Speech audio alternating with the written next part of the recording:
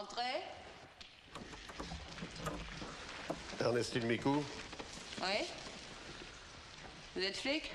Inspecteur Maigret. C'est pas moi. C'est ma copine qui a fait le coup. Où est-elle? Je sais pas. Cherchez-la, c'est votre métier? Habillez-vous et suivez-moi. Je vais d'abord finir mon sandwich. Habillez-vous et suivez-moi.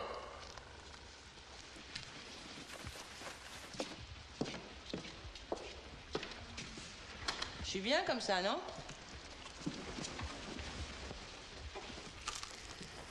J'ai un mandat d'arrêt. Habillez-vous et suivez-moi. Vous voulez m'arrêter? Je veux bien. Mais par-dessus le marché, faut pas me demander de vous aider. Je suis chez moi. Il fait chaud. J'ai le droit d'être à poil. Bon, mais ça va, sale! Sale flic! Sale flic de merde! Ernestine Jussieu, née Micou, dite la Grande Perche. Urgent. Oui? Voilà les personnes, monsieur Maigret. Vous vous souvenez, monsieur le commissaire? La Grande Perche. Vous m'en voulez toujours. Vous savez, il faut que je vous dise tout de suite. Vous vous êtes trompé pour moi il y a 17 ans. J'ai fait 10 mois de tôle pour rien. C'est ma copine Lulu qui a piqué l'argent. Vous voyez, monsieur le commissaire, tout le monde peut se tromper. Même vous? C'est pour ça que vous êtes venu? Non. C'est pour Alfred. C'est qui, Alfred? Alfred Jussieu, mon mari. Un vrai mari, avec un vrai mariage à l'église. C'est lui qui a voulu. Il a gardé de la religion. Vous le connaissez peut-être, monsieur le commissaire. On l'appelle Alfred le Triste. Celui des coffres-forts. Oui. C'est un client de Boissier. Enfin, si vous voulez. L'inspecteur Boissier l'a arrêté 2 ou 3 fois. La dernière, Alfred a tiré 5 ans à Fred. Vous vous êtes disputé, il vous a tabassé? Non, pas du tout. Il ferait pas de mal à une mouche. Alors, qu'est-ce qu'il a fait? Rien. Seulement, il s'est mis dans de sales draps sans le vouloir. Où est-il? Je ne sais pas. Il a disparu? Il faut aller voir Boissier, c'est pour lui. L'inspecteur Boissier, c'est les cambriolages. Vous, c'est les homicides. Il a tué quelqu'un? Non. Monsieur le commissaire, je vous le jure. Je le connais, c'est insensible.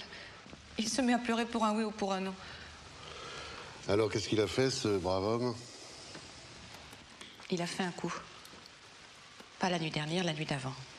À Neuilly. C'est où? Vous étiez avec lui? Non. Non, il a jamais voulu que je fasse le guet. C'est un solitaire.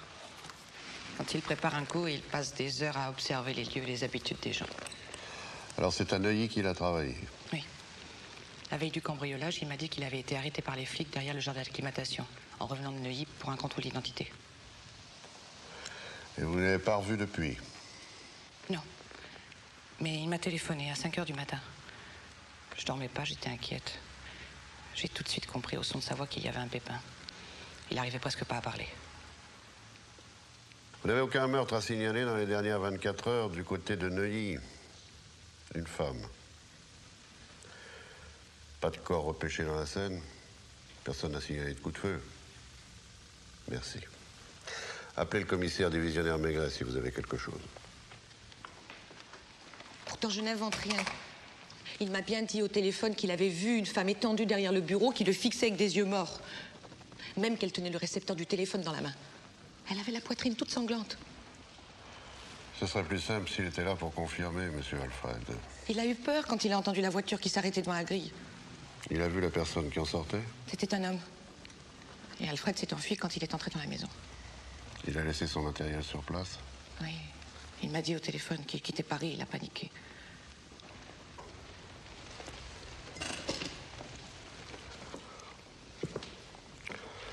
Est-ce qu'il n'aurait pas une petite amie, Alfred? Oh, ça non. J'en suis certaine. Et puis s'il en avait l'envie, je lui en trouverais tant qu'il veut. Ah bon? La vie est déjà pas si drôle. S'il vous écrit ou s'il vous téléphone, tenez-moi au courant. Vous aussi, monsieur le commissaire. Vous en savez peut-être long sur la vie, mais je pourrais peut-être vous aider. Il y a des choses que les gens comme nous comprennent mieux que vous.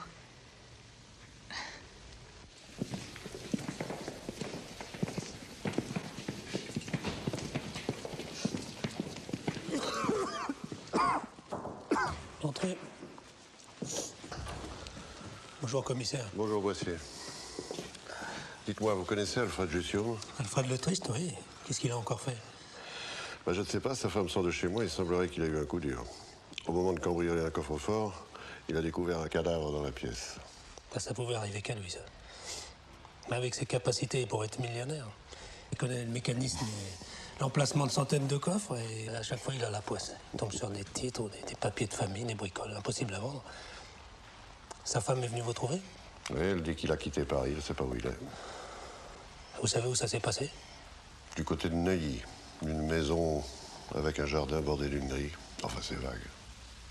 C'est peut-être suffisant. Laissez-moi une minute. Vous rejoindre votre bureau.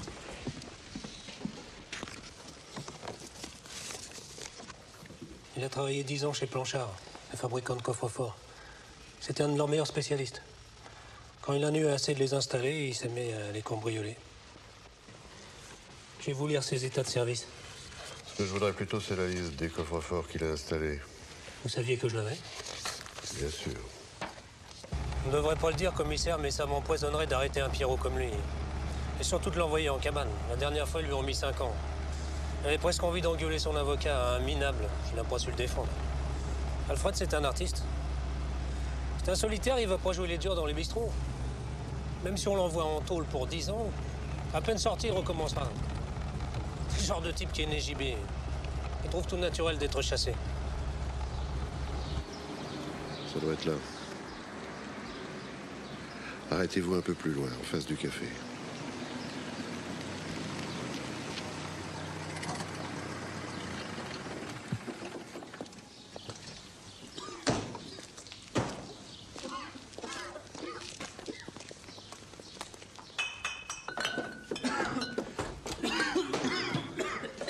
Messieurs? Prenez un grog, Boissier. Non, commissaire, j'ai trop soif. Je prendrai un grand jus de citron. J'ai pas de citron. Alors un pastis avec beaucoup d'eau. Un verre de blanc. Dites-moi, est-ce que vous connaissez un dentiste dans le quartier? Oui, il y en a un à l'autre côté de la rue. Je sais pas ce qu'il vaut. Je vois peu de clients entrer chez lui. Comment est-il? Beaucoup d'eau. Grand comme vous, la cinquantaine. Je le connais un peu, parce qu'il vient de temps en temps boire un verre en cachette. En cachette. Oui, quand il entre ici, il jette toujours un coup d'œil du côté de sa maison. Et qu'est-ce qu'il boit? Du rouge, toujours du rouge. D'habitude, il vient vers 6h, 6h30, il boit 2 verres coup sur coup. Il s'essuie la bouche avec son mouchoir, il paye, et il s'en va. Pas très bavard.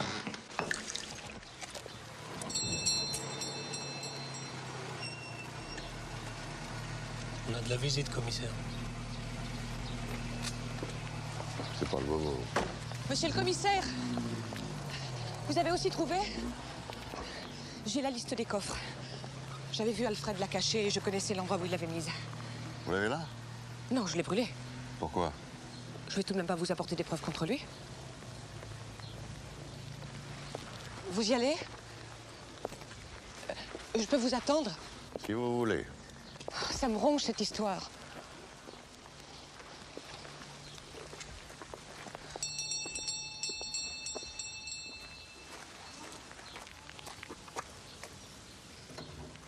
Vous avez rendez-vous? Nous désirons parler au docteur Serre. Le docteur ne reçoit que sur rendez-vous. Commissaire Maigret, police judiciaire.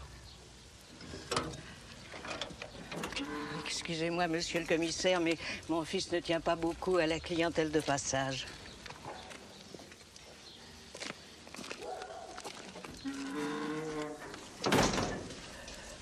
Mon fils fait la sieste.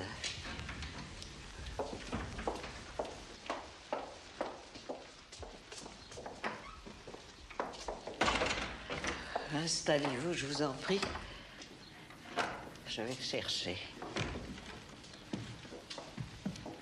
Je ne voudrais pas être indiscrète, monsieur le commissaire, mais vous savez, mon fils n'a pas de secret pour moi. Nous vivons ensemble depuis 50 ans, alors Avant d'aller le réveiller, pourrais-je savoir? Votre fils n'est pas marié?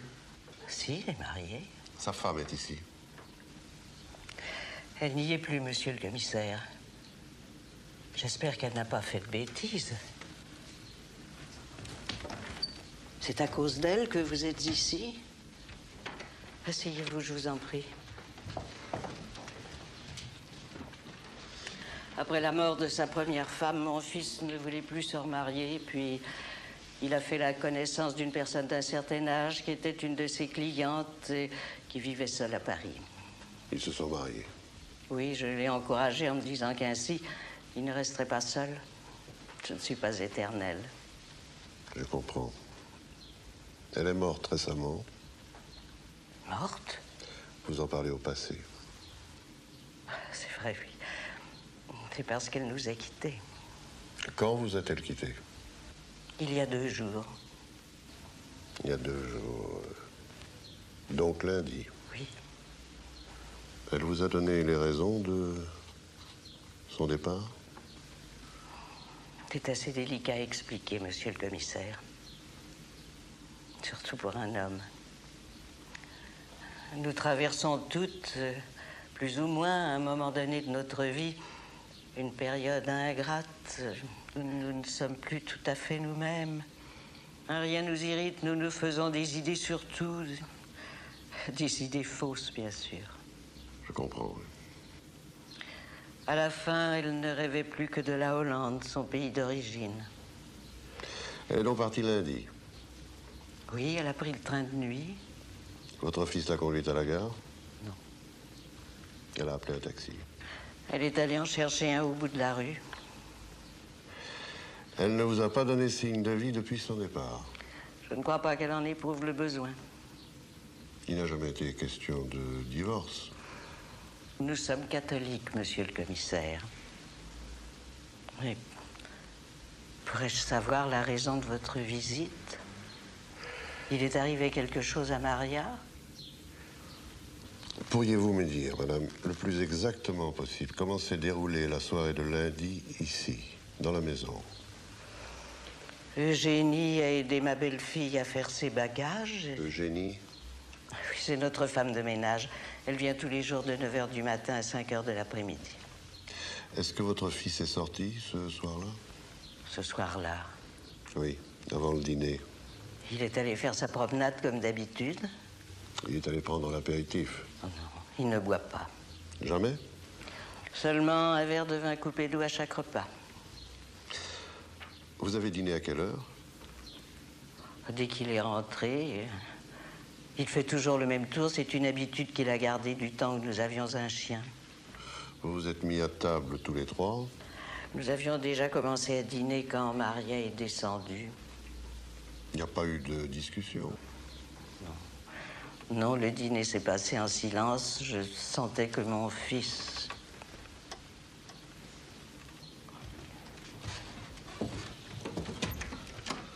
Entrez, monsieur Serre. Je demande pardon, mais...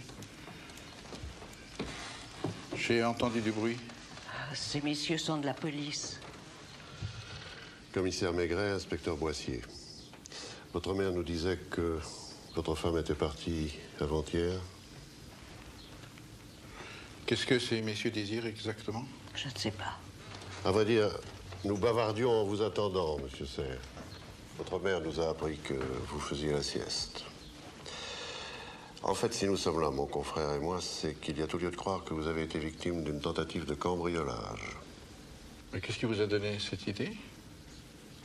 Nous recevons parfois des informations confidentielles. Des indicateurs? Par exemple.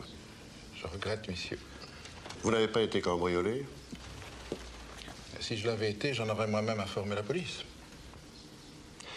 Vous possédez bien un coffre-fort, n'est-ce pas? Je suppose que je suis en droit de ne pas vous répondre? Effectivement. Je ne vois pas d'inconvénient à vous dire que j'en possède un. Si je ne me trompe, il s'agit d'un coffre Planchard installé il y a environ 15 ans. Je ne me rappelle pas de la date d'installation. Et puis, cela ne regarde personne. Vous dormez au premier étage, votre mère et vous-même? Votre bureau est au rez-de-chaussée. Je peux jeter un coup d'œil? Bien sûr, monsieur le commissaire. Vous verrez par vous-même qu'il n'y a pas eu de cambriolage. Vous voyez que tout est en ordre. Ah, il y a beaucoup de livres de droit. Mon mari était avocat. Il ne faut pas en vouloir à mon fils de sa mauvaise humeur, vous savez, mais le départ de sa femme. Vous êtes satisfaits, messieurs? Voulez-vous voir la cuisine et le cabinet dentaire? Non, merci.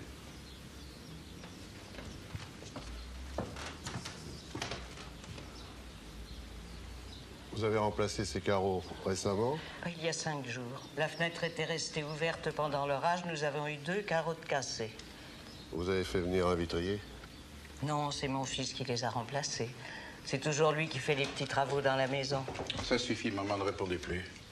Ces messieurs n'ont aucun droit de nous importuner.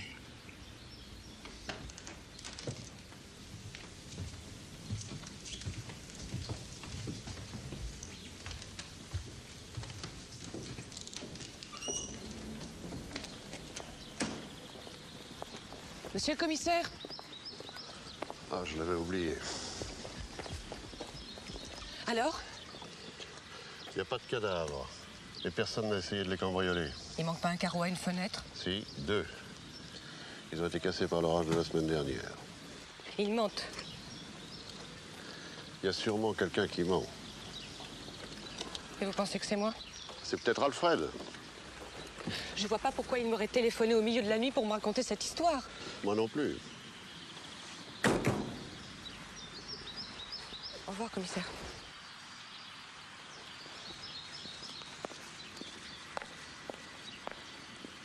On n'a peut-être rien raconté du tout de notre ami Alfred.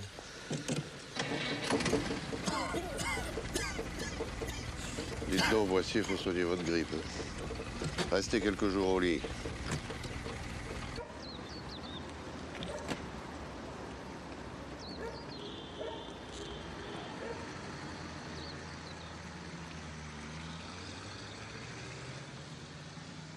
Mais à cette heure-là, ça pouvait pas être pour nous. C'était Ernestine qui est descendue. J'ai entendu parler assez longtemps. Et Alfred, il est parti à quelle heure la veille? Vers 10-11 heures. Au premier. Merci.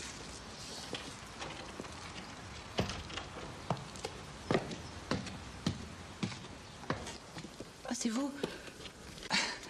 Excusez-moi. Vous voyez, les temps ont changé. Entrez. Vous avez des nouvelles d'Alfred? Non, rien, pas un mot, pas un signe.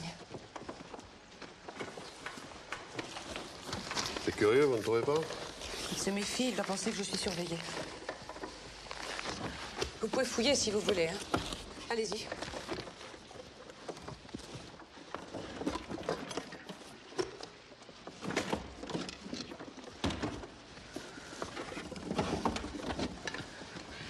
Vous savez, j'y réfléchis. Il faut bien que quelqu'un ait menti. Vous n'avez pas plus de raison de me croire que les autres. Vous voulez un café? Non, merci, Ernestine. Monsieur Maigret. Monsieur Maigret. Il y a une dame qui vous attend depuis 1 heure.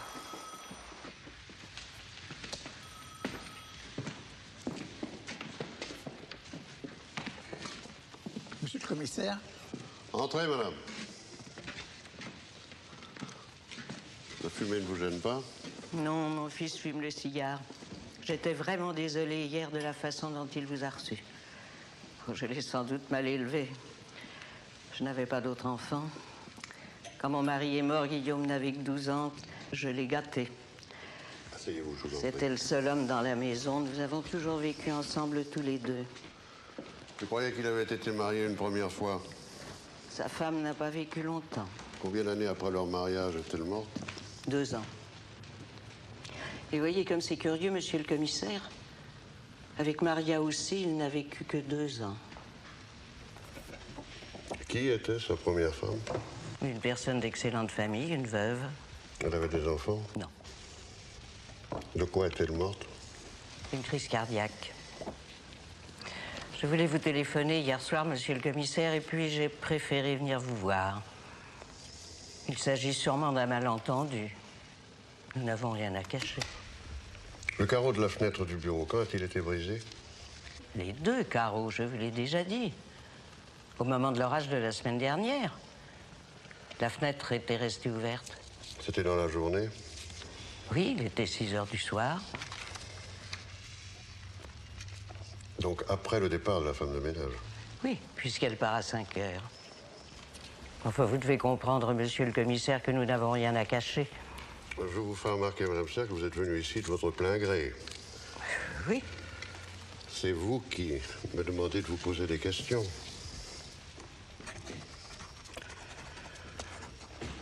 Bien. Reprenons les événements à partir du dernier repas que vous avez fait ensemble, votre belle-fille, votre fils et vous-même. Où se trouvaient les bagages à ce moment-là? Dans le couloir. Qui les avait descendus? Eugénie avait descendu les 2 valises et Guillaume s'était chargé de la malle. Une grosse malle? Oui, une malle cabine.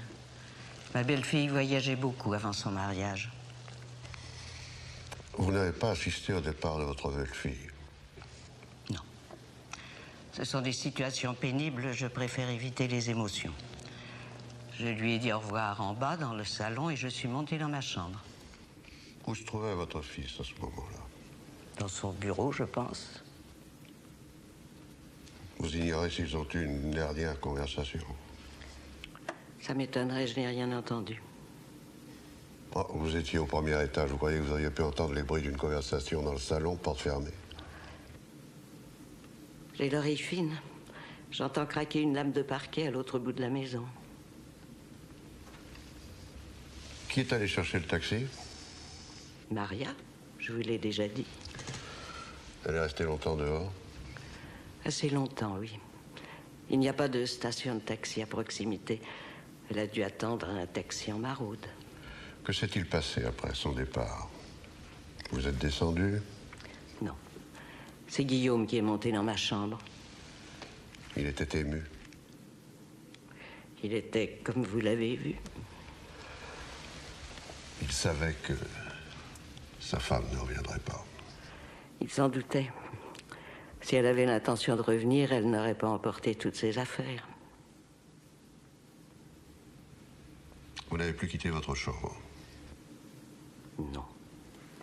Votre fils est resté avec vous? Un moment, oui. Il n'est pas sorti de la maison? Non. Pourquoi faire? Où garde-t-il sa voiture? Notre garage est à 100 mètres. De sorte qu'il peut prendre sa voiture sans être vu. Entrez. Bonjour, patron. Entre, Janvier. Tu as du nouveau? Oui. Tu peux entrer.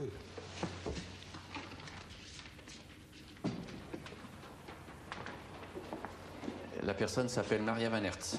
Elle a 51 ans. Elle est originaire de Sneek, en Hollande. Avant son mariage, elle habitait une pension de famille rue de Longchamp, à Neuilly. Et le taxi? On n'a pas encore retrouvé, mais Vanier s'occupe de la gare. Bon, c'est très bien. Appelle-moi dès que tu as du nouveau. Je suis venue pour répondre franchement à vos questions. Je ne comprends pas ce qui se passe. Parce que vous êtes inquiète. Hier, vous avez parlé d'un cambriolage. Maintenant, vous paraissez préoccupé au sujet de Maria. Je suis troublée, je l'avoue. Vous n'avez pas reçu de ces nouvelles? Je ne compte pas en recevoir. Vous me cachez certains faits, monsieur le commissaire. Asseyez-vous, madame. Un homme s'est introduit cette nuit-là chez vous. Pourquoi faire? Pour cambrioler le coffre-fort. Qu'a-t-il emporté? Rien. Il n'a rien emporté parce qu'à un certain moment, sa torche électrique a éclairé un objet qu'il ne s'attendait pas à trouver dans la pièce. Quel objet? Un cadavre. Un cadavre de femme. Qui pourrait bien être celui de votre belle-fille. Il vous a dit cela. Pourquoi ne demandez-vous pas à cet homme de venir répéter devant moi ces accusations en face. Il n'est pas à Paris. Vous ne pouvez pas le faire venir? Vous avez sans doute de bonnes raisons de croire en cet homme, un cambrioleur, plutôt qu'en une vieille femme de 77 ans qui n'a jamais fait de mal à personne. Monsieur Maigret, je vous demande instamment de venir chez nous. Je vous ouvrirai toutes les portes, je vous montrerai tout ce que vous voulez voir. Je vous remercie, madame.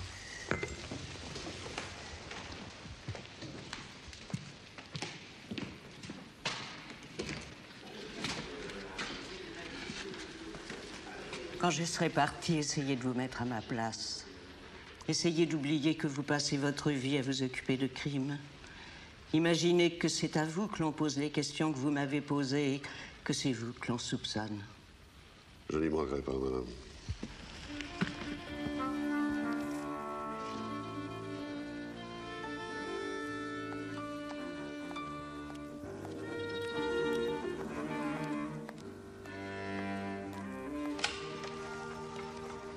Salut Garcin, ici Maigret. Je vais bien, merci. Écoute-moi, c'est délicat. Tu vas sauter dans une voiture et te rendre au 43 bis rue de la Ferme. Janvier t'a dit, bien. J'ai besoin de voir le dentiste seul. Le temps presse, le type n'est pas commode et j'ai pas le temps de faire un mandat. Faut agir vite avant que sa mère rentre. Elle sort d'ici. Tu l'emmènes sous un prétexte quelconque, raconte-lui ce que tu voudras, que tu as besoin de son témoignage. C'est pas très légal, je sais.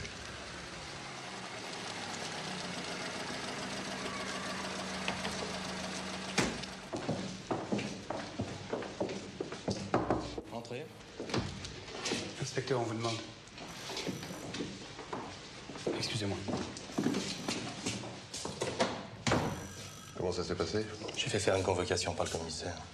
Je lui ai présenté le papier, il l'a lu et m'a suivi sans dire un mot. Il est là, il n'a pas desserré les dents. Bon, allons-y. Bonjour, monsieur Serre. Je vous demande pardon de vous avoir dérangé, mais j'aimerais que vous répondiez à quelques questions. J'ai reçu une convocation du commissaire de police de Neuilly. Dois-je comprendre que vous refusez de me répondre? Catégoriquement. Très bien. Bien, le commissaire de police va vous recevoir. Je n'aime pas beaucoup ce genre de situation. Moi non plus. Tu peux le faire venir.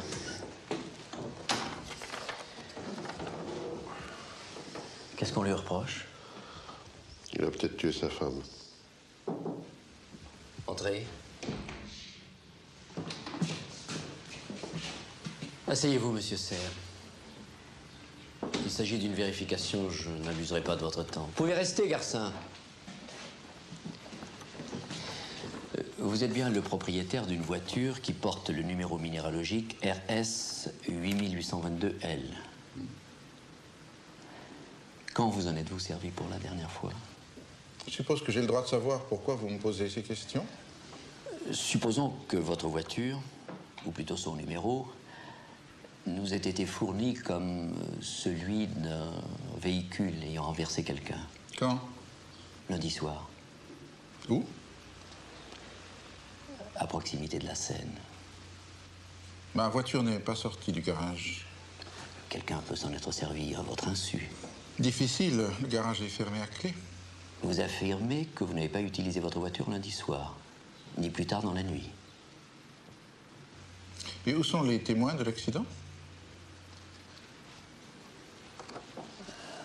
Je n'ai pas d'autres questions à vous poser, monsieur Serre. Vous pouvez disposer.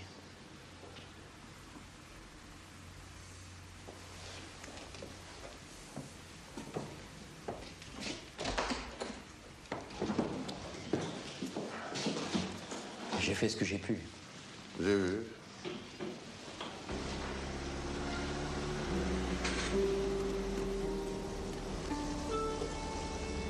Arrêtez-vous une minute.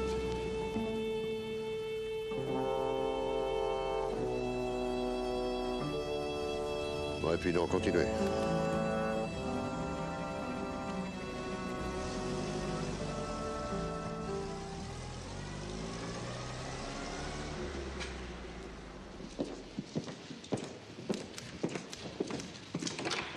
Commissaire, vous savez du nouveau? Rien du tout. J'ai reçu ça. Alfred? C'est son écriture. Le Havre. Répondez-moi franchement. À supposer qu'il revienne à Paris. Vous voulez savoir si on l'arrêterait? Oui. On ne peut pas l'arrêter puisqu'il n'a pas été pris en flagrant délit. Et d'autre part, Guillaume Serre ne porte pas plainte. Et ni même qu'on se soit introduit chez lui. Alors on le laisserait tranquille. À moins qu'il n'ait menti et qu'il se soit passé autre chose. Patron, j'ai d'autres tuyaux. Bon. Au revoir, commissaire. Au revoir. Je suis allé à la pension de famille dont je vous ai parlé. Il y a surtout des étrangères. Des Belges, des Anglaises, des Américaines, qui visitent les musées, noircissent des cartes postales. Maria Van Hertz y a vécu 1 an. Elle écrivait presque chaque semaine des lettres de 8 à 10 pages. Toujours la même personne, une amie qui habite Amsterdam, dont j'ai le nom. Elle est venue la voir une fois à Paris. Elles ont partagé la même chambre pendant 3 semaines. Elle s'appelle Gertrude Hosting. C'est la femme d'un brasseur. On va facilement retrouver l'adresse. Elles ont dû continuer de s'écrire. Oui, enfin, c'est ce que j'ai pensé. Est-ce que Torrance est là? Il est rentré ce matin. Appelle-le. Tu vas aller te planquer rue de la Ferme, à Neuilly, en face du 43 bis. Pas besoin de te cacher, hein, au contraire. Si tu vois sortir un malabar dans ton genre, suis-le ostensiblement. C'est tout? Oui. Fais-toi remplacer une partie de la nuit. Bon appétit. Merci, patron. Appelez-moi la police du Havre.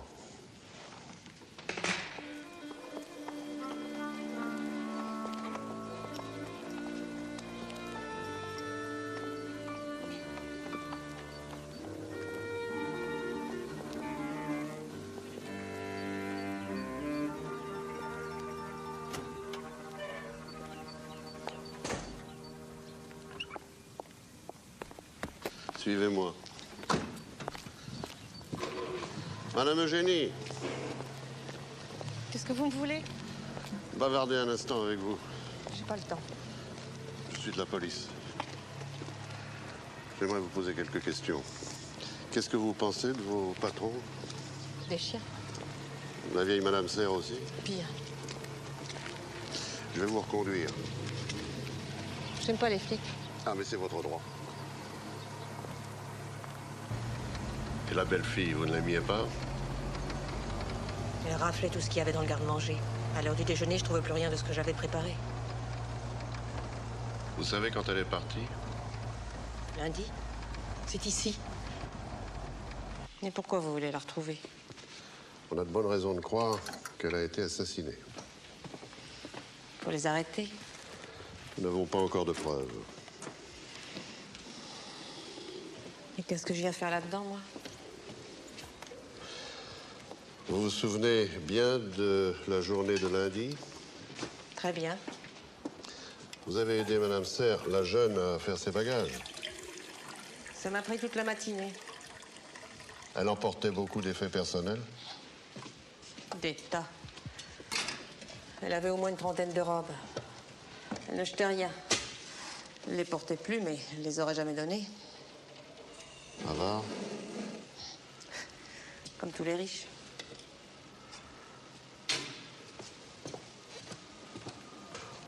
On m'a dit qu'elle était partie avec une malle et 2 valises. Exact. Restait partie en camion la semaine d'avant. Mon mari savait? Bien sûr. C'était décidé depuis longtemps. Depuis quand? Depuis sa dernière crise. Chaque fois qu'elle avait une crise, elle disait qu'elle voulait retourner dans son pays. Des crises de quoi? Le cœur. Elle était cardiaque. Pareil. Elle prenait des médicaments?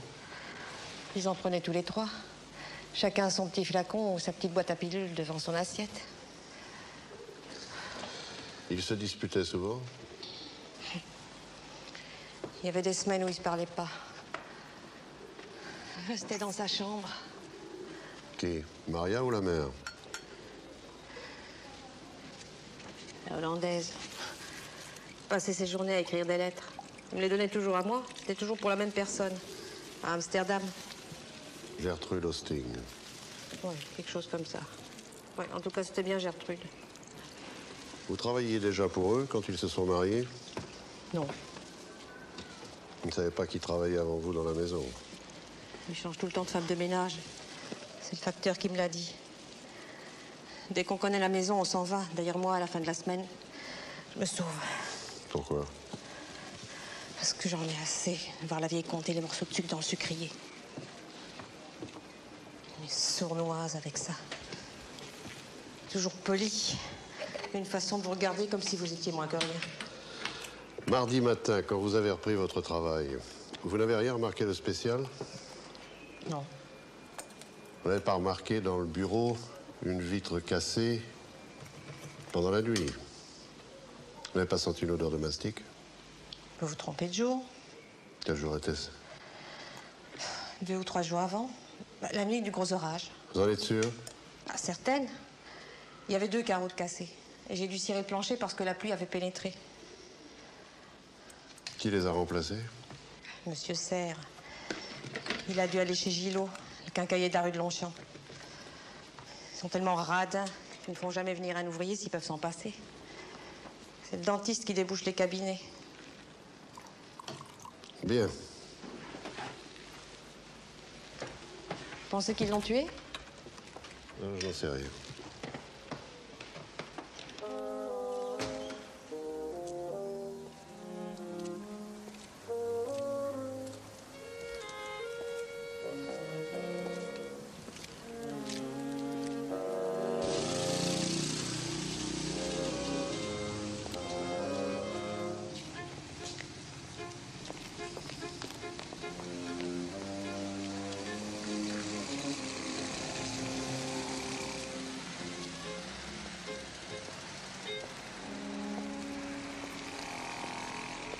Une minute.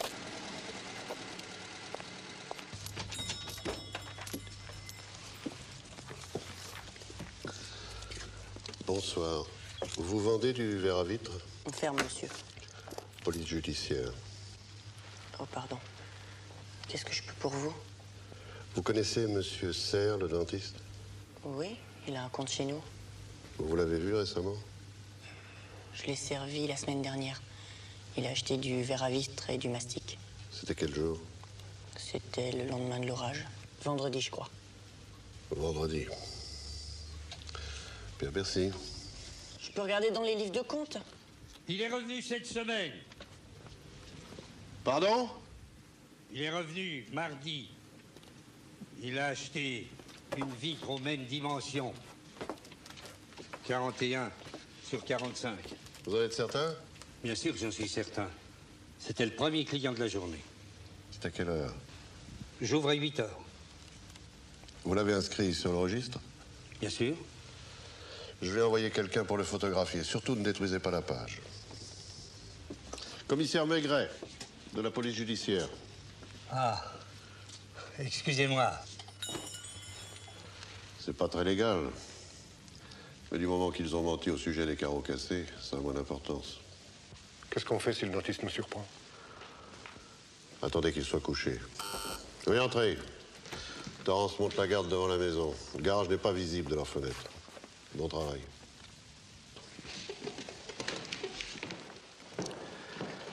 Bonsoir, patron.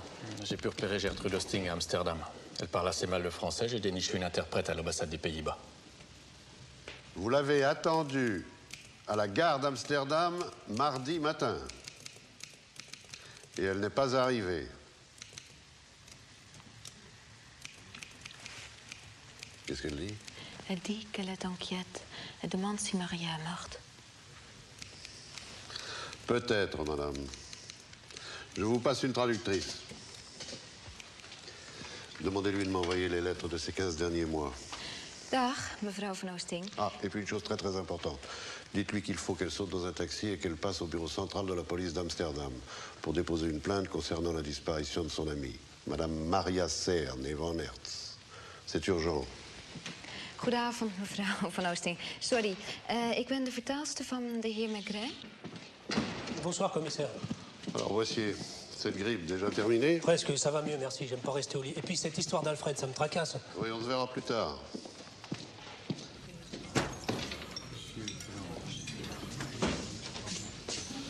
Excuse-moi, je t'ai fait attendre. Tu as fini? Non, pas encore. J'attends un télégramme d'Amsterdam. Je dois faire avancer l'enquête. Tu as l'air réjoui, on dirait que tu es en train de faire un bon tour à quelqu'un. Ah oui, c'est un peu ça. Christian, un verre de blanc. Qu'est-ce que tu veux manger? Je ne sais pas. Du poisson, peut-être? Moi, je prendrais bien quelques huîtres. Tu m'accompagnes au bureau après? Au bureau? Oui, mais attention. Pas de commentaires sur la poussière et le désordre. Ça s'est bien passé? Sans problème. Alors? On aura les photos dans 20 minutes. Entre. Vous avez trouvé quelque chose? On a examiné toutes les parties de la voiture. Elle n'a pas dû rouler depuis 2 ou 3 jours. Il n'y a pas de désordre à l'intérieur. Par contre, j'ai relevé 2 éraflures dans le coffre. Comme si on y avait mis un colis encombrant et lourd. Ça pourrait être ça, oui. Une malle ou une caisse. Pas de tache de sang? Non. Pas de cheveux non plus. T'as eu l'impression que la voiture avait été nettoyée récemment? Pas extérieurement, mais j'ai l'impression que l'intérieur a été très soigneusement brossé, car j'ai eu du mal à recueillir de la poussière. Bon, je vais monter pour examiner ce que j'ai pu récolter. Bonsoir, madame. Bonsoir.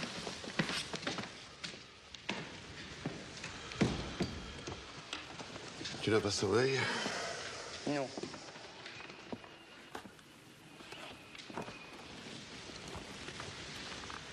C'est toujours comme ça? Quoi? Ton travail? Ça dépend. Il s'agit d'un meurtre? C'est probable. Tu connais le coupable?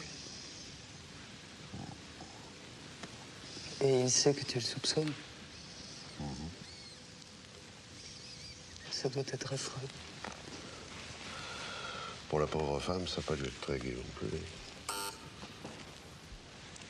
Entrez. Télégramme, commissaire. Merci. C'est la demande d'enquête de la police d'Amsterdam. On peut rentrer à la maison, madame Maigret.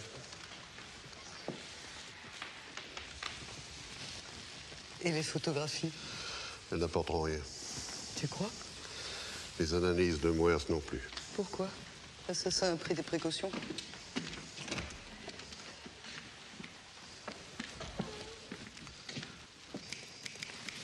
Je n'ai trouvé que ça à la place du conducteur. C'est de la poussière de briques. Des briques? Du briques pour la construction. Ah ben c'est bien, c'est déjà quelque chose. Mais j'aurai surtout besoin de toi tout à l'heure. Tu viendras avec tes hommes et tes appareils et tu sortiras le grand jeu. Il faut vraiment impressionner le bonhomme. C'est dur? À sa manière, oui. Je t'appellerai de là-bas. Vous pourriez peut-être aller faire un tour sur les quais Boissier. Essayez de savoir s'ils n'ont pas débarqué des briques la semaine dernière. D'accord.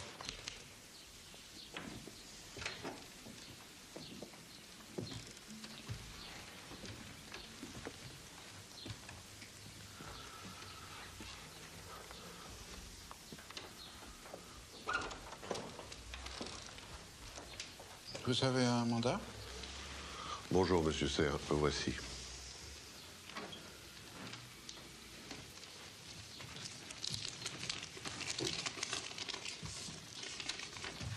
Comme vous le voyez, c'est un mandat de perquisition.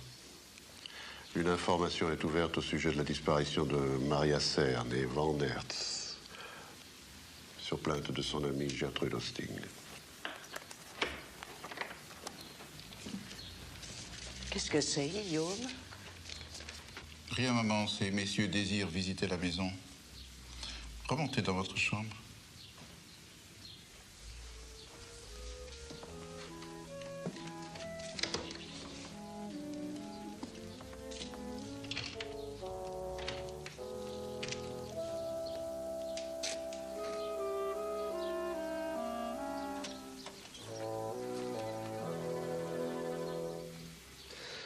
Je comprends bien, c'est comme dentiste que vous avez fait la connaissance de Maria Van Hertz. Vous saviez qu'elle était riche.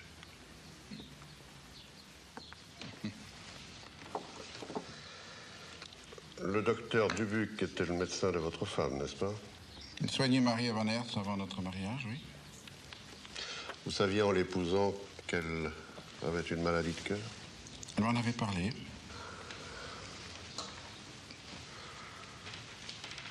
Votre première femme aussi est morte d'une maladie de cœur. Oui. Vous trouverez le certificat de décès dans la chambre de ma mère.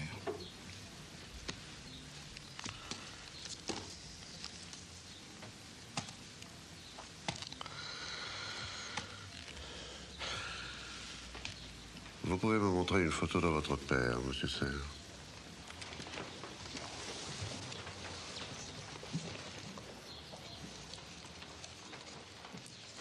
Moi, je n'en vois pas.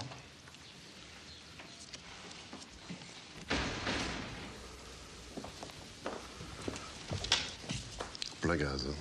Tu passes la maison pas une fois. Vous pensez que ça va l'impressionner? Ça finira bien par impressionner quelqu'un.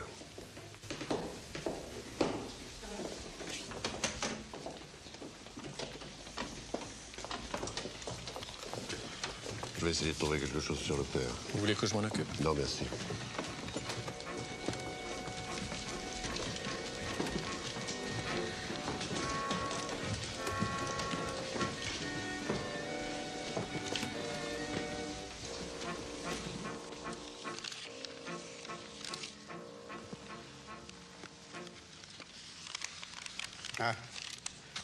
Ah, voilà. Alain Serre. Il est de dos. Nous étions ensemble à la faculté. Il est mort il y a une 30aine d'années. Quel genre d'homme était-ce? De quoi s'agit-il, mon petit Maigret? De son fils, qui est dentiste. Oh, le gamin. Je l'ai jamais vu. Je savais qu'il existait. Alain et moi, nous faisions partie d'une bande de joyeux-lurons pour qui la vie de famille n'était pas le souci principal. Hein. C'est pas sa femme, là? Ah non, c'était sa maîtresse. Sa femme, je n'ai pas connue. Il habitait du côté de Neuilly. Mais il est resté longtemps avec la petite danseuse, la Josette, une sacrée gaillarde. On l'appelait l'engoulevent. Ils sont en haut, ils n'ont rien trouvé.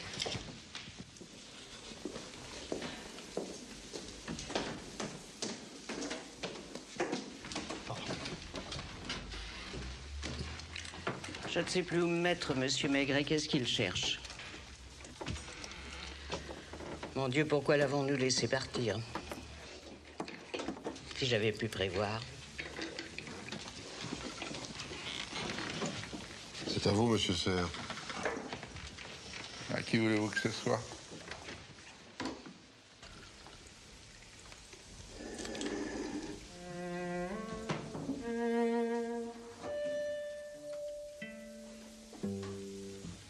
Il buvait? Oh, il avait une bonne descente. On menait la grande vie. C'est inoubliable. Alors, Janvier? Rien. Enfin, rien d'intéressant. Juste le certificat de décès de sa première femme et du père. Ils sont à la cave. Essaie de trouver une photo du père. J'aimerais bien voir sa tête. Moi.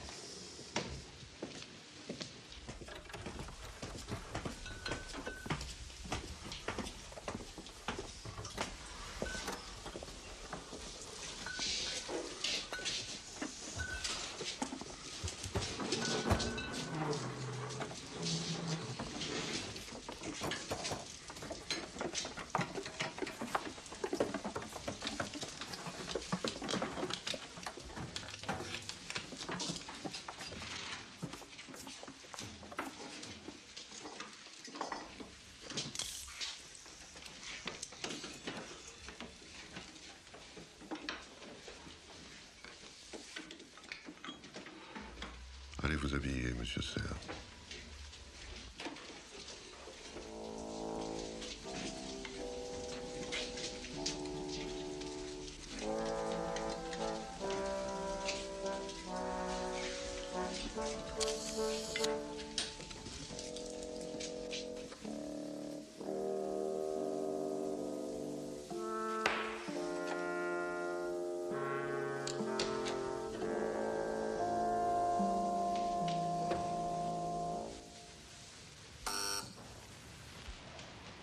Oui.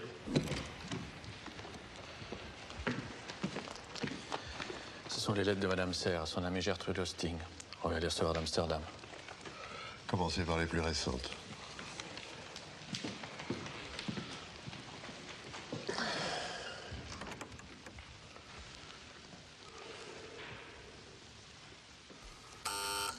Entrez.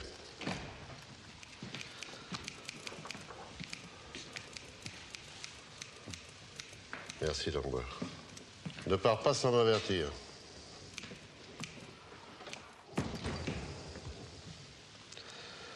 Voulez-vous lire cela, monsieur Serre?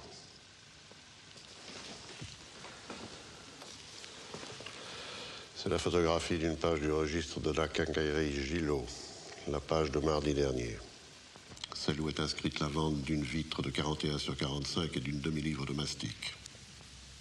Le premier client de la matinée. Vous rendez-vous compte de ce que cela implique? Dois-je comprendre que vous m'inculpez? Officiellement, vous êtes ici comme témoin, mais je peux vous inculper. Ce qui vous permettrait de vous faire assister par un avocat. J'ai pas besoin d'avocat. Vous avez une maladie de cœur, monsieur Serre? Hypertrophie du cœur, comme vous, probablement. Votre père est mort d'une maladie de cœur quand vous étiez adolescent, n'est-ce pas? Oui. Votre première femme est morte d'une maladie de cœur. Maria Van Hertz souffrait également d'une maladie de cœur. Grande partie des gens meurent de défaillance cardiaque, c'est dans les statistiques. Vous êtes assuré sur la vie, monsieur Serre? Depuis mon enfance, oui. Par contre, je n'ai pas vu de police sur votre mère. Ah, ma mère n'est pas assurée. Votre père l'était? Oui. Votre première femme aussi? Vous avez trouvé les documents dans la chambre de ma mère? C'est exact. Et votre seconde femme? C'est assez courant de nos jours. Ce qui est moins courant, monsieur Serre, c'est de conserver tout cet argent chez vous. Plusieurs millions en espèces et en or dans un coffre-fort. Des milliers de gens sont dans mon cas.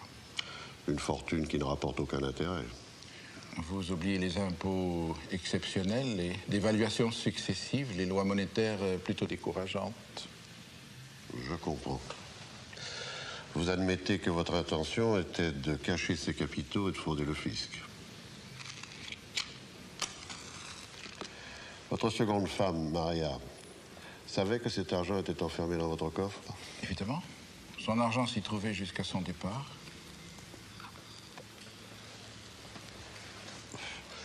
Je n'ai pas trouvé de contrat de mariage parmi vos papiers. Elle se mariait sous le régime de la communauté des biens. Ça paraît surprenant, étant donné vos âges. Un contrat nous aurait forcés à établir un inventaire de nos biens respectifs. Votre femme était riche? Elle est riche. Plus riche que vous? À peu près autant. Sa fortune se trouve en France? En partie. Elle a hérité d'une fromagerie en Hollande. Sous quelle forme gardait-elle ses autres biens? Principalement en or. Déjà avant de vous connaître? Je vois où vous voulez en venir. Oui, c'est moi qui lui ai conseillé de vendre ses valeurs et d'acheter de l'or. Cet or se trouvait donc dans votre coffre-fort? Oui. Jusqu'à quand? Lundi, en début d'après-midi, et quand Maria est descendue, je lui ai remis ce qui lui appartenait. Cette somme était donc dans une des deux valises ou dans la malle lorsque votre femme est partie? Je le suppose. Comment puis-je savoir, monsieur Serre, que l'argent que nous avons trouvé chez vous était seulement votre argent, et non le vôtre et celui de votre femme?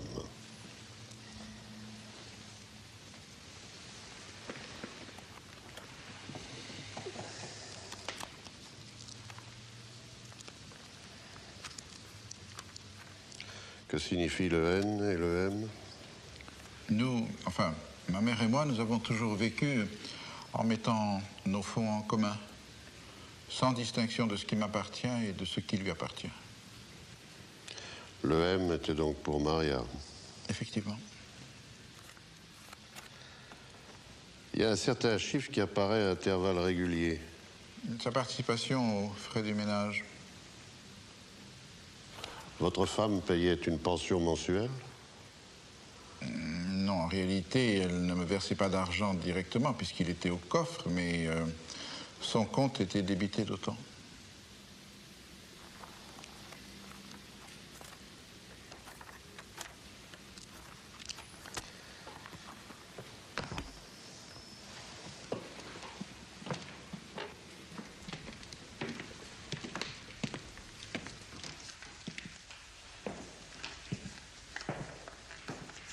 Allô, c'est moi. Ne m'attends pas, j'entre en retard. Oui, ce sera long. Merci.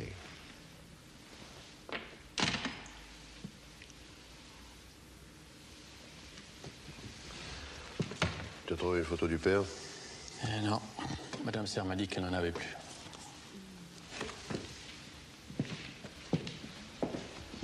C'est parti pour la nuit. Il va falloir penser aux munitions.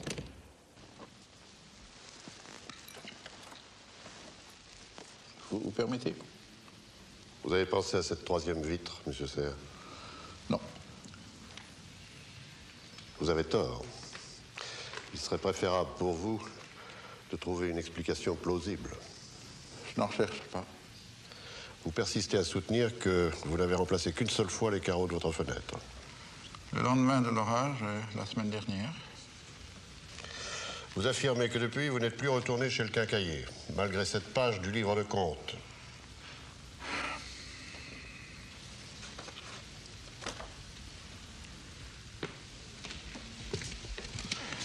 Janvier, tu veux venir un instant? Mon inspecteur va enregistrer cette partie de notre entretien. Vous lui répéterez exactement ce que vous venez de me dire.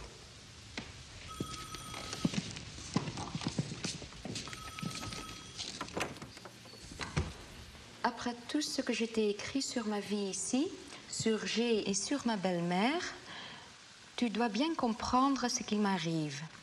Je te raconterai tout cela. Je partirai lundi soir. Le temps passera vite. Je ne peux pas supporter plus longtemps la vie ici, mais... Ça y est, patron. C'est fait. Il vous attend. Je viens. Intéressez-vous essentiellement aux trois. Maria Van Hertz, son mari, la belle-mère. Ce qui m'importe, c'est de savoir comment ils vivaient ensemble sous le même toit. L'argent, l'alcool, la relation du couple. La jalousie, peut-être. Et puis essayer de trouver quelque chose sur le père, l'avocat. On n'a aucune trace de lui. Ni lettres, ni photos. C'est curieux. C'est comme s'ils l'avaient rayé de leur vie. Je peux vous demander un verre d'eau? Vous ne préférez pas un verre de vin rouge? Eh oui, cela fait partie du jeu. Vous avez peur de votre mère que vous êtes obligé de vous cacher pour boire? C'est une question? Non, vous n'êtes pas obligé de me répondre.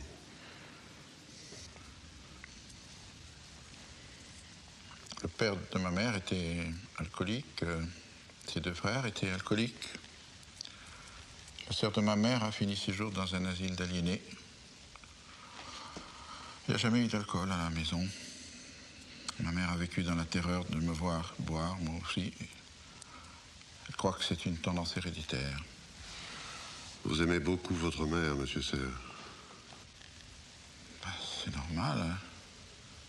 Nous avons toujours vécu tous les deux seuls. Un peu comme un ménage. Qu'est-ce que vous voulez dire? Est-ce que votre mère est jalouse? Pardon?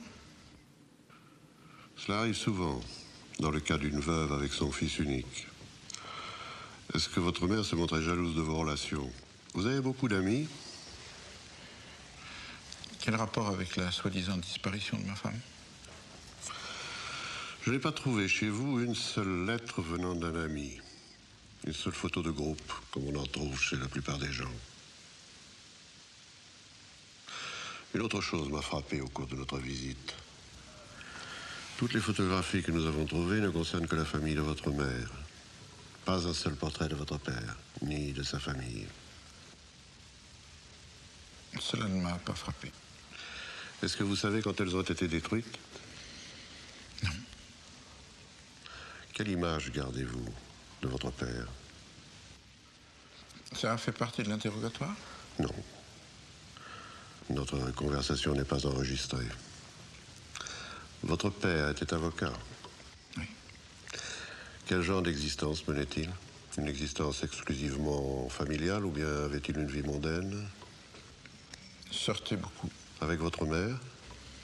Très peu. Il avait des maîtresses? Je n'en sais rien. Votre père est mort dans son lit? Dans l'escalier de la maison. Vous étiez là? Non, j'étais sorti. Quand je suis rentré, il était déjà mort depuis 2 heures. Qui l'a soigné? Le docteur Dutilleux. Il vit encore? Non, il est mort il y a plus de 10 ans.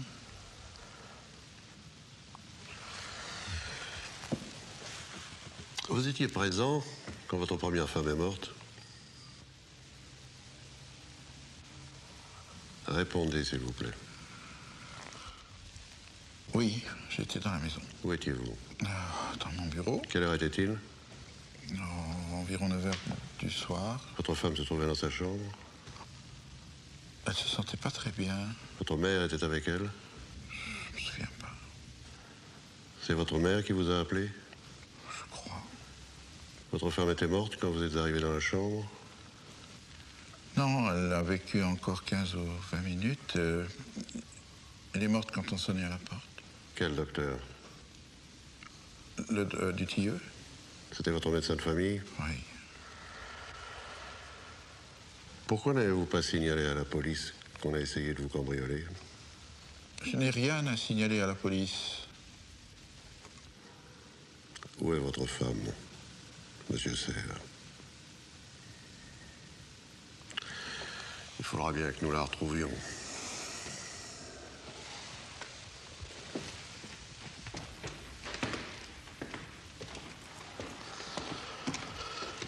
Je reviens à toi. Apporte-lui de l'eau. Elle est dans la salle d'attente. Qui? La mère. Tant mieux. Installez Vanier derrière la porte pour qu'il prenne en sténo.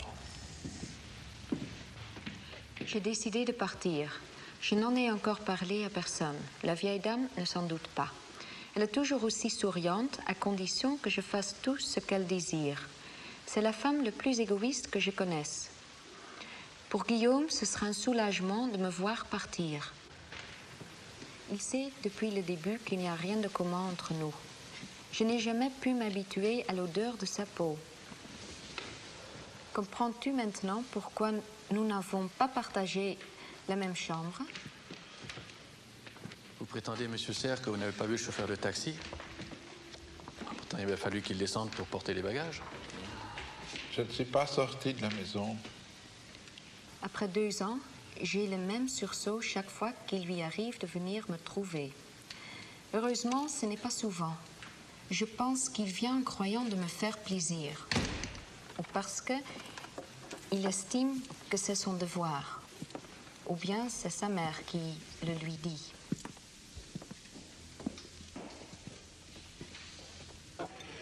Ne t'inquiète pas, je pense que je vais en avoir pour toute la nuit. Qu'est-ce que tu fais? Je t'embrasse.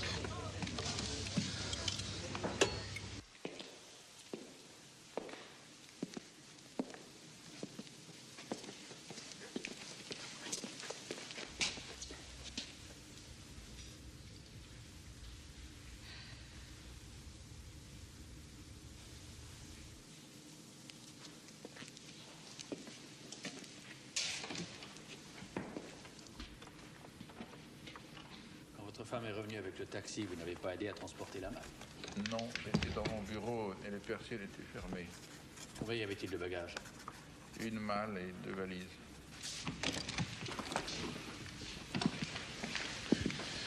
Vous comptez me retenir encore longtemps? Cela dépendra de vous. Vous ne croyez pas qu'il serait plus simple et moins fatigant de me dire la vérité? À quel moment avez-vous tué votre femme? Je ne l'ai pas tuée. Tu peux aller manger, Jean-Louis. Fais-nous monter des sandwichs et de la bière. Bien, patron. Pourquoi avez-vous épousé Maria Van Hertz? Ma mère avait peur que je reste seul un jour. Pour elle, je suis encore un enfant. Elle s'imagine que j'ai besoin de quelqu'un pour s'occuper de moi. Et pour vous empêcher de boire. Asseyez-vous.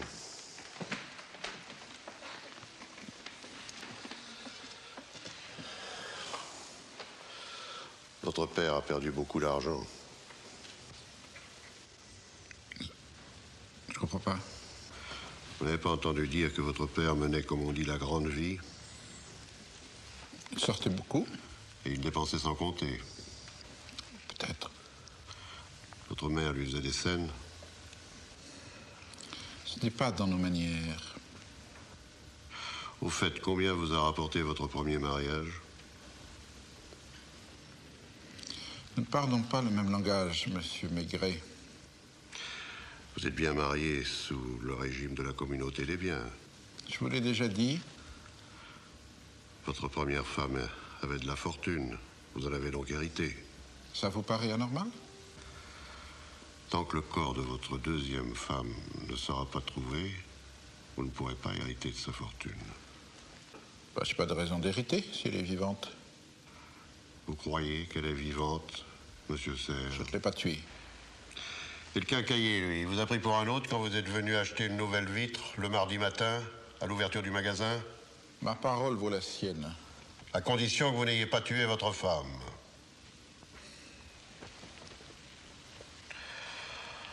Le mardi matin, vous avez trouvé la maison en ordre. Rien de particulier dans votre bureau? Rien de particulier et pas de caisse à outils. Je l'ai redit plusieurs fois. Une information est ouverte, donc vous avez le droit de m'interroger, monsieur Maigret. Mais votre inspecteur m'a déjà posé toutes ces questions et vous recommencez. Hein. Vous essayez de m'avoir à l'usure. Moi, je peux prévoir que ça va durer toute la nuit. Alors, pour gagner du temps, je vous répète que je n'ai pas tué ma femme. Et je vous avertis que je ne répondrai plus aux questions qui m'ont déjà été posées. Votre mère est ici. Elle est dans la salle d'attente depuis plus de 2 heures. Vous comptez la laisser y passer la nuit? Elle est libre, je ne vais pas l'en empêcher. Je voudrais pas faire votre métier.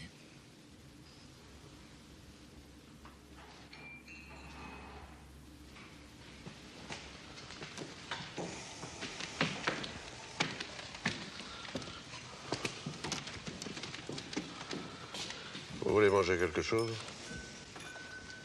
Ah oui, je veux bien, merci.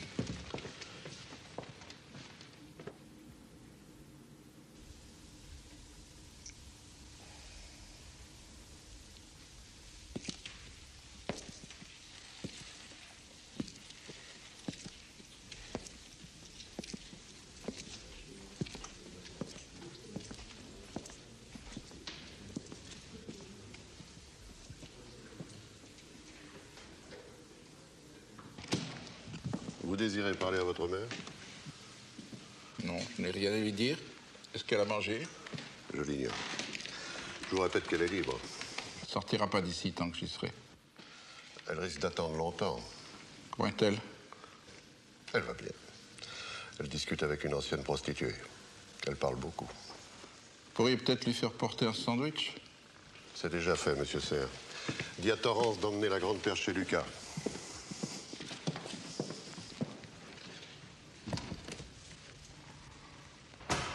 Alors, qu'est-ce qu'elle a raconté à la maman? Elle voulait savoir si j'étais déjà venue, pourquoi j'étais là. Alors je lui ai fait mon numéro. Je lui ai dit que mon mari voulait se battre au couteau et tout le team, quoi. Et puis petit à petit, elle s'est mise à me poser des questions. Sur quoi? Sur vous? Alors j'ai finiré le portrait, je lui ai dit que vous arriviez toujours à faire parler les gens, quitte à employer la brutalité. Oh, c'est insensé. Je lui ai raconté que vous aviez gardé quelqu'un tout nu dans votre bureau pendant 24 heures en plein hiver et que vous aviez ouvert les fenêtres toutes grandes. Ça va pas, Ernestine. Mais ça marche, monsieur le commissaire, ça l'impressionne. Elle est moins sûre d'elle maintenant. Elle tend l'oreille à tout bout de champ. Elle m'a aussi demandé si vous les battiez. Avec un fouet?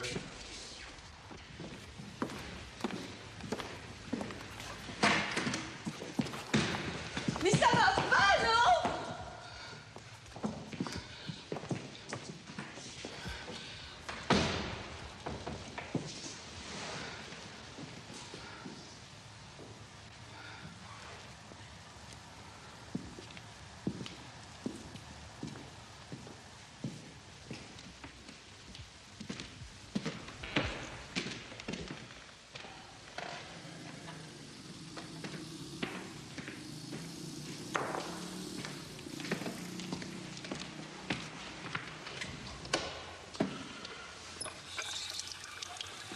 Votre mère est en train de s'imaginer que je vous torture. Qu'est-ce que vous lui avez raconté? Oh, moi, rien. C'est probablement la fille qui attend avec elle. Ces gens-là adorent inventer des histoires pour se rendre intéressants. Je peux la voir? Qui? Ma mère. Non. Je crois que je vais l'interroger moi-même. Ma mère ne sait rien. Et vous? Moi non plus. Vous m'obligez à l'interroger comme je l'ai fait pour vous. Vous n'avez aucune pitié. Aucune pitié pour qui? Pour une vieille dame. Maria Van Hertz aussi aurait bien voulu devenir une vieille dame.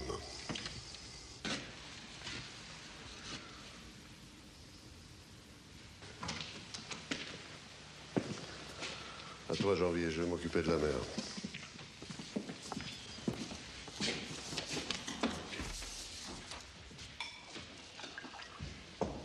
Entrez.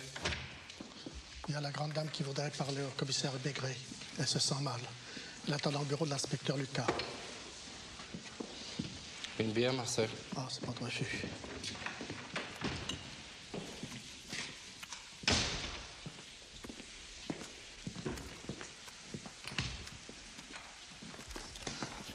Fermez la porte, commissaire. Qu'est-ce qu'il y a? C'est rien, mais j'en pouvais plus de jouer la comédie. Elle est redoutable, cette bonne femme. Je sais pas comment vous tenez le coup avec le fils, mais elle est plus fortiche que moi. Elle s'est mise petit à petit à me poser des questions et j'y ai vu que du feu. Tu lui as dit qui tu étais? Non, je sais pas comment elle a fait, mais elle a deviné. Devinez quoi? Que j'avais fait le tapin. Elle m'a posé un tas de questions sur la vie en prison et sans en avoir l'air, et je me suis laissé embobiner. Tu lui as parlé d'Alfred? Oui, mais je lui ai pas dit ce qu'il faisait. Oh, il y a au moins 1 heure qu'elle m'interroge sur la vie en prison, à quelle heure on se lève, qu'est-ce qu'on mange, comment sont les gardiennes. Vous auriez pas quelque chose d'un peu raide à voir? Elle m'a tué, cette toupie. J'ai pensé que ça pourrait vous intéresser.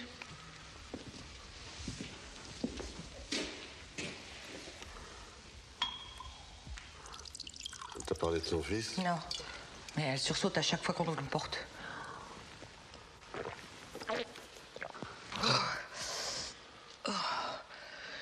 Ah, et puis elle m'a posé une question qui peut peut-être vous intéresser. Elle m'a demandé si je connaissais des gens qu'on a guillotinés. Quelle heure est-il? 2 heures. Tu peux rentrer chez toi. Oh non, je reste. Ce sont des photos de Madame Van Hertz. Elles étaient dans une enveloppe avec un mot de Madame Austin qui pense que cela peut vous être utile. J'ai trouvé quelque chose d'intéressant pour vous. Ce sont des gens qui ont horreur de voyage. Ils n'ont quitté la France qu'une seule fois, quand le père vivait encore. C'était pour aller à Londres. Il paraît d'ailleurs qu'ils ont tous eu le mal de mer pendant la traversée et qu'ils ont dû se faire soigner par le médecin de bord. Tout ça pour te dire que quand j'ai proposé d'aller 2 jours au carnaval de Nice, ils n'ont tout d'abord rien dit, comme d'habitude. Et puis Guillaume est venu me trouver dans ma chambre pour expliquer que sa mère trouvait cela choquant. Il m'a supplié de renoncer à ce projet. J'avais laissé les tiroirs de ma table de nuit entrouverts et il y a jeté machinalement un coup d'œil. Je l'ai vu devenir tout pâle. Il a touché le petit automatique que j'avais acheté pour mon voyage en Égypte et m'a demandé s'il était chargé. Je lui ai montré que le chargeur était vide. Il m'a alors demandé si j'avais des cartouches. J'ai répondu qu'il devait y en avoir quelque part. Une demi-heure plus tard, ma belle-mère est arrivée et m'a expliqué qu'il n'était pas concevable pour une femme d'avoir une arme et que je devais la lui remettre. J'ai refusé parce que je la garde comme souvenir. J'ai réfléchi, monsieur Serre. Vous n'avez pas menti autant que je le croyais. Maria ne devait pas disparaître. Vous n'aviez aucun intérêt à sa disparition. Elle devait réellement prendre le train de nuit pour la Hollande.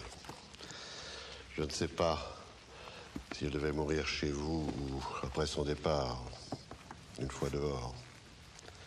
C'est bien cela, n'est-ce pas? Elle devait mourir d'une mort naturelle, ou plutôt d'une mort qui pouvait paraître naturelle.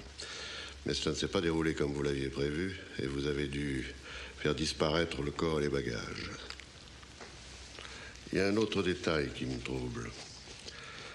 Vous vous êtes dit adieu, et pourtant elle est retournée dans le bureau, puisque son cadavre s'y trouvait aux environs de minuit. Ne me répondez pas. Je vous demande seulement de suivre mon raisonnement. Je viens d'apprendre que votre femme avait un pistolet automatique. Vous avez peut-être tiré pour vous défendre. Je suis prêt à vous croire. Vous vous êtes affolé et vous avez abandonné le corps pour chercher votre voiture dans le garage. Vous avez tort, monsieur Serre. Tôt ou tard, nous retrouverons le corps et je suis persuadé que l'autopsie révélera qu'elle a été tuée par balle. Ce que je me demande, c'est si la balle a été tirée par votre revolver ou par le sien.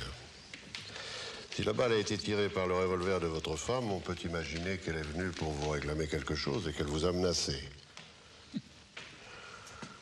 Question d'argent, par exemple.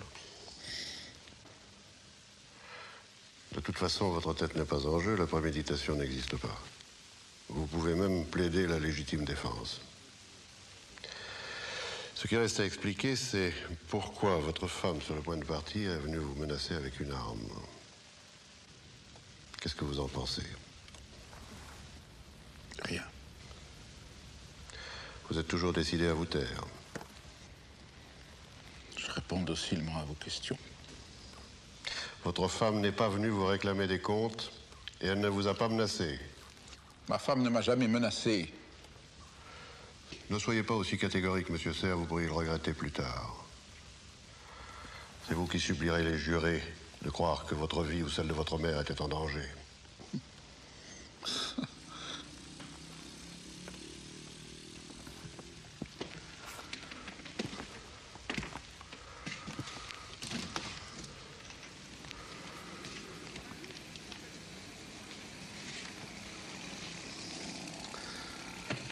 Vous n'aviez aucun intérêt à vous mettre un cadavre sur les bras. Je veux dire, un cadavre qu'on ne peut pas montrer.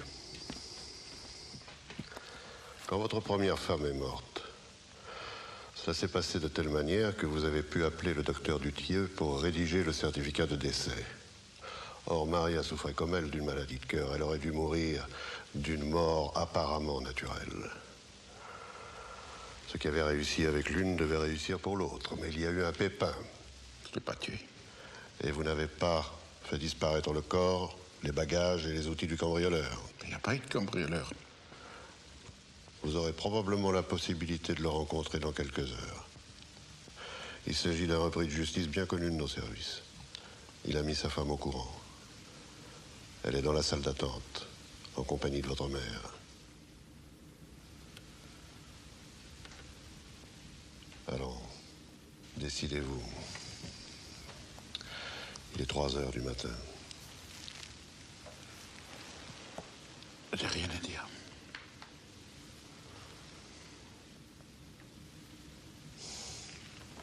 Bien. Vous me mettez dans l'obligation de questionner votre mère. J'aurais préféré ne pas tourmenter une vieille dame.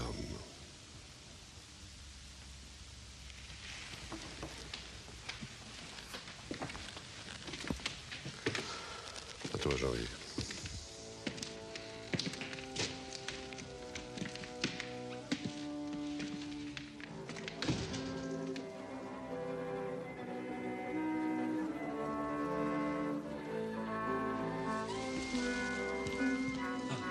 Ça y est, j'ai trouvé, commissaire. C'était facile, j'ai fait tous les quais de déchargement. Où tu as trouvé ça? Quai de Billancourt. Avec une seule péniche qui a déchargé des briques. Quand? Lundi dernier. Elles sont toujours là. Il y a de la poussière rouge le long du quai sur plus de 100 mètres. Moi, je confirme que c'est la même que celle qu'il a trouvée. Téléphone à la fluviale de commencer les recherches. C'est déjà fait. Voulez-vous venir un instant, madame Serre?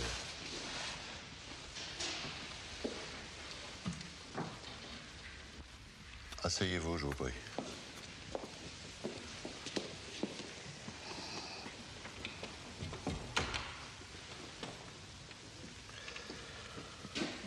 Votre fils a une maladie de cœur, n'est-ce pas? Il a toujours eu le cœur fragile, oui. Je n'aime pas annoncer les mauvaises nouvelles, surtout à une personne de votre âge.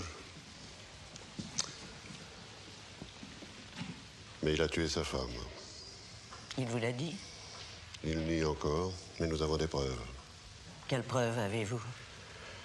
Nous avons retrouvé l'endroit où il a jeté le corps, dans la Seine, quai de Biencourt. Ah. Votre fils refuse de plaider la légitime défense, il a tort. Je suis sûr que sa femme l'a menacé avec une arme quand elle l'a rejoint dans son bureau. Ou alors elle vous a menacé, vous. Il a essayé de la désarmer, le coup est parti accidentellement. Il y a une troisième hypothèse. Votre fils a tiré le premier avec son propre revolver qu'il gardait dans le tiroir de son bureau.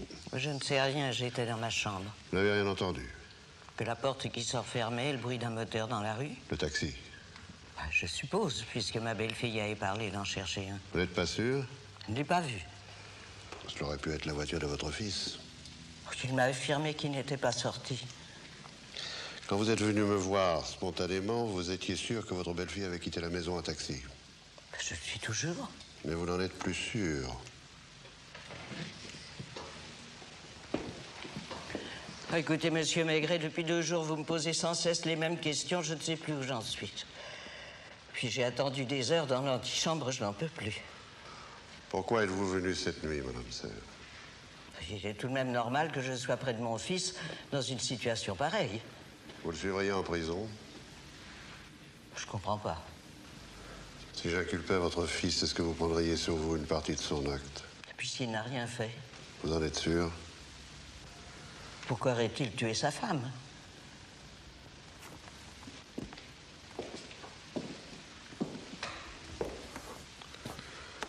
Êtes-vous certaine qu'il ne l'a pas tué? Pour autant que je le sache. Il y a une possibilité qu'il l'ait fait? Il n'avait aucune raison pour cela. Il l'a fait.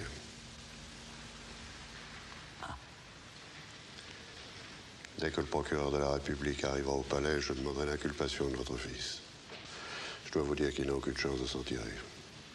Pour lui, c'est la peine capitale.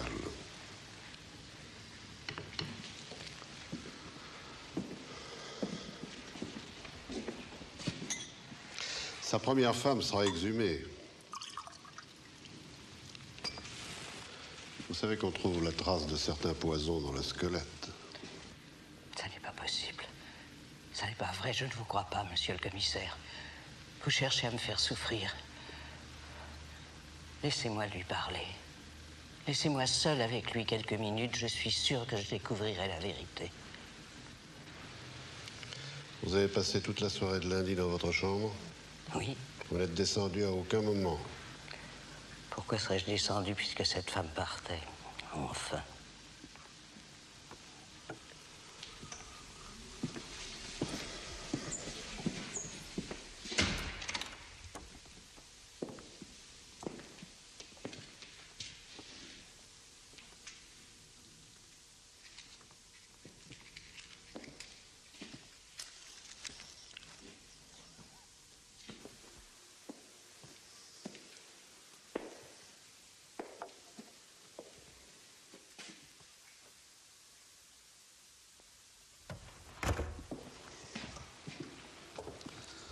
Votre fils n'a tué ni sa première, ni sa seconde femme. Comment?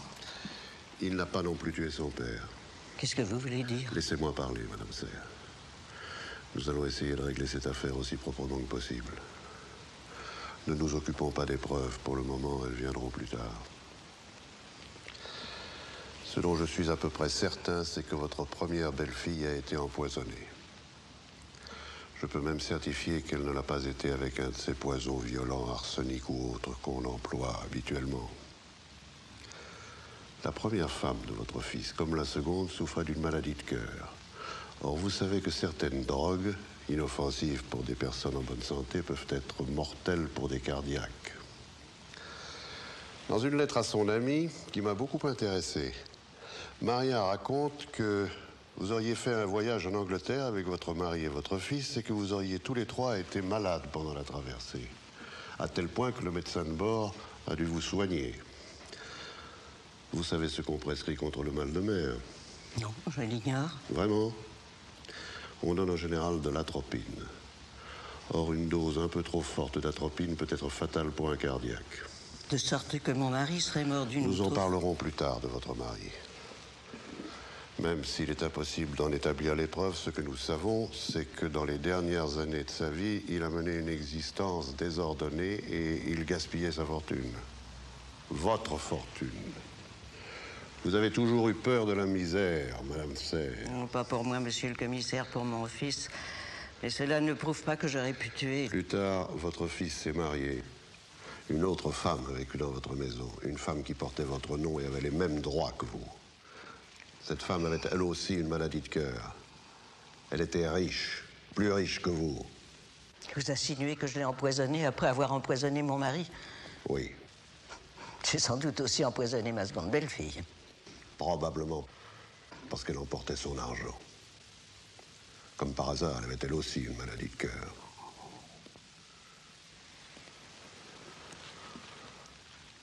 Ce que je me demande, c'est pourquoi le corps a disparu. Si elle avait été seulement empoisonnée à l'atropine, il suffisait d'appeler un médecin qui, étant donné l'état de santé de Maria, aurait conclu à une crise cardiaque. Cette crise pouvait même se produire plus tard, à la gare ou dans le train. Vous paraissez très sûr de vous, monsieur Maigret. Je suis persuadé qu'il s'est passé quelque chose, un événement imprévu qui a poussé votre fils à tirer sur sa femme. Supposez par exemple que Maria ait ressenti un premier malaise en téléphonant pour appeler un taxi. Elle se méfiait, elle vous connaissait. Elle venait de passer 2 ans et demi avec vous. Réalisant qu'elle est empoisonnée, elle se précipite dans le bureau où vous vous trouvez. Oh, comment pouvez-vous affirmer que je m'y trouvais? Parce que c'est vous-même qu'elle a immédiatement soupçonné. Je dois vous dire, Madame Serre, que la plupart du temps, 9 fois sur 10, les crimes d'empoisonnement sont l'œuvre de femmes. C'est vous qu'elle mettait en cause. Et si vous aviez été dans votre chambre, elle serait montée. J'ignore si elle vous a menacé avec son revolver ou si elle a saisi le téléphone pour appeler la police. Il ne vous restait qu'une solution. D'après vous, c'est moi qui l'ai tué. Non. C'est probablement votre fils qui a tiré. C'est lui qui a achevé la besogne. Entrez. Vous voulez boire quelque chose, patron? Non, tu peux aller dormir, petit. C'est fini pour toi.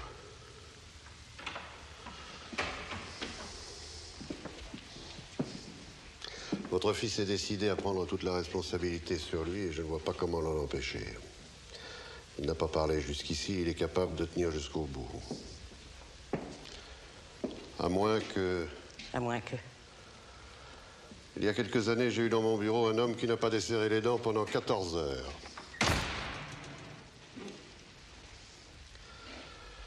Votre fils est persuadé que vous avez agi à cause de lui, par crainte de le voir sans ressources, et aussi par jalousie. Or, c'est faux. Ce n'est pas pour lui que vous avez peur de la misère, Madame Serre, c'est pour vous. Ce n'est pas pour lui que vous avez tué. Et si vous êtes ici cette nuit, c'est parce que vous avez peur qu'il parle. Peu vous importe qu'il finisse ses jours en prison ou qu'il soit exécuté, si vous avez la certitude de ne pas être inquiété et de pouvoir encore continuer à vivre dans votre maison, à compter votre argent. Non. Asseyez-vous, Madame Serre.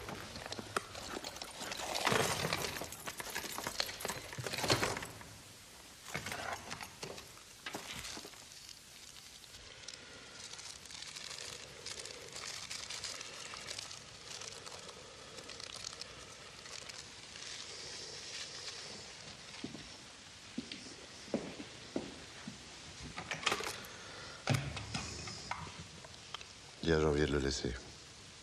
Oui, c'est fini. Je n'ai rien avoué. C'est la même chose. J'aurais pu poursuivre l'expérience jusqu'au bout, vous accorder le tête-à-tête avec votre fils. Mais nous avons déjà assez de cadavres pour une seule vieille dame. Qu'est-ce que ça veut dire? Cela veut dire que vous lui auriez donné ces comprimés, qu'il les aurait pris pour son médicament et qu'il n'aurait plus jamais risqué de parler.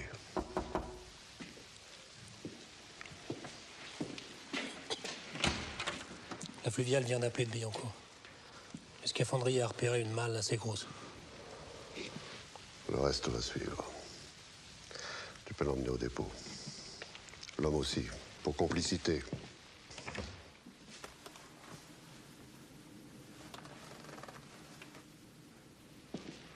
Ils sont toujours là? Ils s'en vont.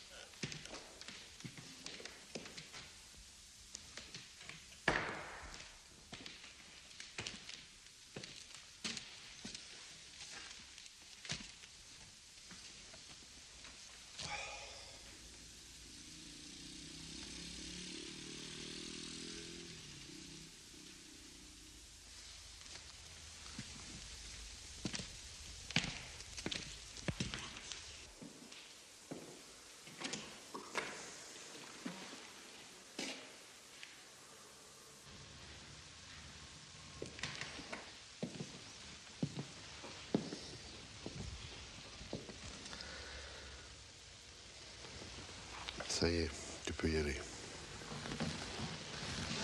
Il a avoué? Non. C'est elle.